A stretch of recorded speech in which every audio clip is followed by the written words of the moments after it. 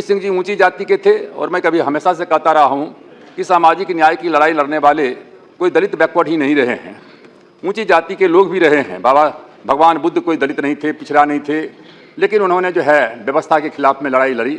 दयानंद सरस्वती ब्राह्मण थे, लेकिन जब उन्होंने पाखंड के बाद के खिलाफ में लड़ना शुरू किया तो दयानंद सरस्वती को भी जहर देने का काम ब्राह्मण ने ही क्या किया।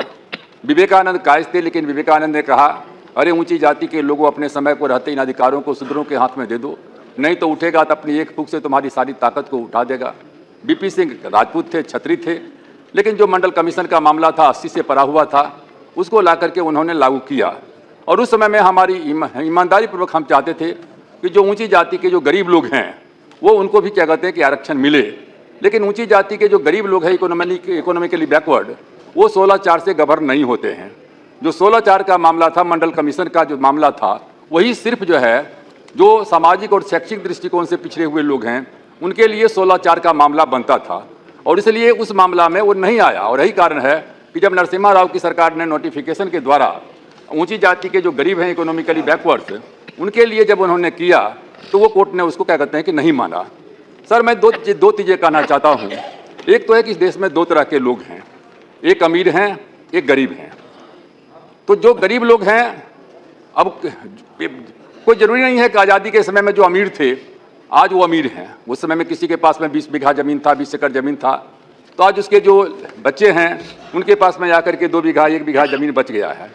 अब वो कुछ कर भी नहीं सकता है। दलित वर्ग के लोग हैं, पिछड़ी जाति के लोग हैं, हल भी जोत सकते हैं, खेत में काम भी कर सकते हैं। लेकिन उदाहरण के लिए कोई ब्राह्मण है, तो ब्राह्मण का पूरा क्या कहते हैं कि रोजगार का साधन क्या है? मंदिर है, पूजा पाठ है। और मंदिर और पूजा पाठ जिस दिन बंद हो जाएगा तो क्या करेंगे? उतना खेत में काम कर पाएंगे?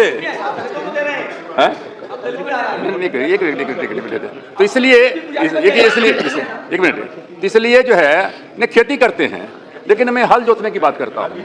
तो इसलिए जो है नहीं जोतते होंगे, अब जो जब मरता क्या नहीं करता। तो इसलिए मैंने कहा कि उसमें से जो है ऊंची जाति में से भी जो लोग थे वो काफ़ी गरीब हो गए हैं। और जब गरीब हो गए हैं तो आज स्कूल का जब जो इन्होंने कहा, ठीक कहा कि एक समान अवसर होना चाहिए। हम इक्वल एजुकेशन की बात नहीं करते हैं, हम हमेशा इक्वल अपॉर्चुनिटी की बात करते हैं। तो हर आदमी का, हर बच्चा, हम ना यही कहते कि राष्ट्रपति का बेटा हो या चपरासी का हो संतान, बिरला या गरीब का बेटा, सबकी शिक्षा एक समान। क्या सबके बच्चों को एक तरह की शिक्षा मिल रहा है? नहीं मिल रहा है। जो गरीब का है बच्चा है, किसी भी जाति का हो, तो उसको क्या कहते हैं कि वो फैसिलिटीज नहीं मिलती है कि जो उसमें से जो अमीर लोग हैं उनके बच्चे को क्या कहते हैं कि मिलता है। तो इसलिए जरूरी है कि जो ठीक कहा, मैं पहली बार मैं बहुत धन्यवाद देना चाहता हूं अरुण जेटली जी को कि उन्होंने ठीक कहा कि आप एक अवसर नहीं कर सकते हैं, आपको विशेष अवसर देना पड़ेगा। तो 3 तरह के लोग हैं इस समाज में। एक समाज के लोग हैं जिनको अनुसूचित जाति जनजाति SC ST कहा जाता था, तो उसको तो समाज ने किसी वर्ग में रखा ही नहीं था, वो तो अनटचेबल था, उसको तो छूने से भी पाप माना जाता था, गांव के बीच में नहीं रह सकता था, कुछ नहीं कर सकता था, तो वो आदमी की श्रेणी में था ही नहीं। इस देश में चींटी को चीनी खिलाया जाता है, लेकिन आदमी से नफरत किया जाता था।